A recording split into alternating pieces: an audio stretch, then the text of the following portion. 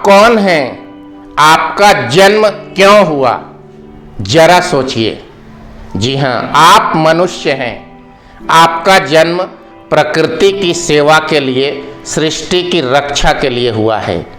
अगर आप मनुष्य न होते, यदि आप जानवर होते, तो सिर्फ आपका काम होता खाना पीना, मल मूत्र का त्याग करना और सो जाना।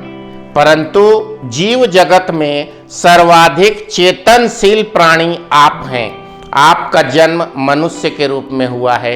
जरा आत्ममंथन करिए, आत्मचिंतन करिए कि एक मनुष्य के रूप में प्रकृति ने आपको क्या क्या दायित्व दिया है। पहले ये समझिए कि प्रकृति क्या है। सृष्टि की उत्पत्ति जो हुई है, वो उसकी रक्षा करने का दायित्व किसके ऊपर है? सिर्फ आपके ऊपर। जब सृष्टि का जन्म हुआ तो 5 तत्व प्रकट हुए, 5 तत्व उत्पन्न हुए, पैदा हुए। सबसे पहले आकाश बना। जैसे ही सृष्टि बनी तो आकाश बना, और आकाश के बनते ही शब्द की उत्पत्ति हुई, साउंड निकला। आकाश के बाद दूसरा तत्व प्रकृति में आया, वो था वायु तत्व।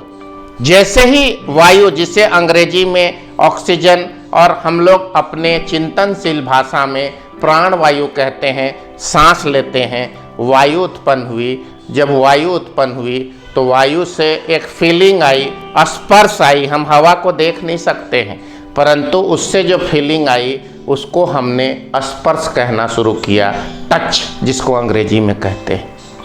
आकाश, वायु। तीसरा तत्व जो उत्पन्न हुआ वह था अग्नि।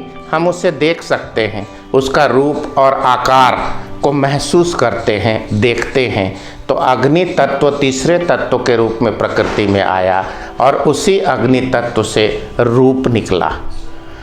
चौथा तत्व जल। जैसे ही सृष्टि में जल उत्पन्न हुई तो जल से रस निकला, चाहे हमारे शरीर के अंदर में खून बहने वाला रस हो अथवा विटामिन हो। जल तत्व से रस की उत्पत्ति हुई। और पांचवा तत्व थी पृथ्वी। पृथ्वी के उत्पन्न होने से गंध निकला, स्मेल निकला। यानी इन 5 तत्वों में से 5 इसके दूसरे कंपोनेंट्स, यानी कि इसके सब कंपोनेंट्स, इसमें से 5 इनके छोटे तत्वों की उत्पत्ति हुई। आकाश से शब्द, वायु से स्पर्श, अग्नि से रूप, जल से रस और पृथ्वी से गंध। इन 5 तत्वों की रक्षा करना ही इंसान की, मनुष्य का प्रथम जन्म सिद्ध दायित्व है। आपके अधिकार को आप हमेशा याद रखते हैं कि हमारा अधिकार है, हम कुछ भी कर सकते हैं, लेकिन आपके दायित्व हैं। यदि आप प्रकृति की रक्षा के लिए इन 5 तत्वों को सुरक्षित तरीके से रखने में अपना योगदान नहीं देते हैं तो इतना याद रखिएगा, प्रकृति विध्वंस और विनाश की ओर बढ़ रही है। कुछ लोग ये कहते हैं कि प्रकृति खुद को स्वयं ठीक कर लेती है, लेकिन प्रकृति के ऊपर जब बोझ बढ़ता है और प्रकृति जब खुद को ठीक करती है तो लाखों हजारों लाशें निकलती है। प्रलयंकारी विभीषिका उत्पन्न होती है। आपको याद होगा कुछ वर्ष पहले केरल में हजारों लोग प्राकृतिक विभीषिका से समाप्त हो गए। कुछ वर्ष पहले केदारनाथ में विभीषिका आई तो हजारों हजार लोग जल प्रलय में समा गए। ऐसी विकट परिस्थिति पृथ्वी में उत्पन्न न हो, इसीलिए आत्ममंथन करिए। आप कौन हैं, कहाँ से आए हैं, कहाँ जाना है। यदि प्रकृति की रक्षा के लिए एक मनुष्य के रूप में आप अपना योगदान नहीं दे सकते हैं तो प्रकृति आपको माफ़ नहीं करेगी।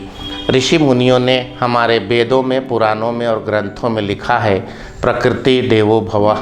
प्रकृति ही असल में भगवान है। हमें इनकी रक्षा करने के लिए अपने स्तर पर पहल करनी चाहिए। पंच तत्व की रक्षा के लिए आपको आगे आना चाहिए। आपका जीवन सुखमय हो, प्रसन्न हो। इन्हीं सभी शुभकामनाओं के साथ बहुत बहुत आभार। हमारे सृष्टि रक्षा चैनल को आप प्रोत्साहित करिए, ज़्यादा से ज़्यादा शेयर और सब्सक्राइब करिए। आपका समर्थन हमें नेक काम करने में मजबूती प्रदान करेगा। बिंदु भूषण दुबे आपसे आज इजाज़त लेता है। नमस्कार। वंदे मातरम।